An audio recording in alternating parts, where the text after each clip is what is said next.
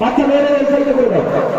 আমরা এই মুহূর্তে দেখতে পেলাম আরাকুল থেকে ইতিপূর্বে একটা মিছিল এসেছিল, আবার বড় মিছিল একটা পুলিশ মহিলা সকলে নিয়ে একটা বড় মিছিল আমাদের মাঝে এসেছে। তার আগে আগে আমাদের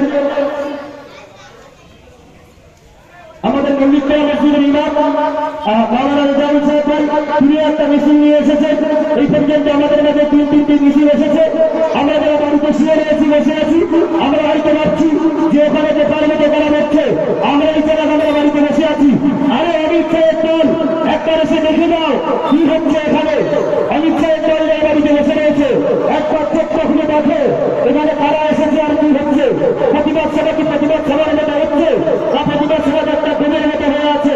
ভোটের ভিতরে ঢুকে কেন অমিত শাহের দলের পরিচয় দিচ্ছে, কেন মোদী সরকারের কাছে প্রোগ্রামের পরিচয় দিচ্ছে। একবার এসে দেখুন যে বাইরে কি হচ্ছে। আসুন আমরা সকলেই প্রতিবাদ জানাবো, সকলেই আমরা আজকে আমাদের মুসলিম মাদ্রাসা বাচ্চাদের পাশে সকলেই আমরা কণ্ঠ মেলাবো। বাবানদের প্রতিবাদ করবো আপনারা।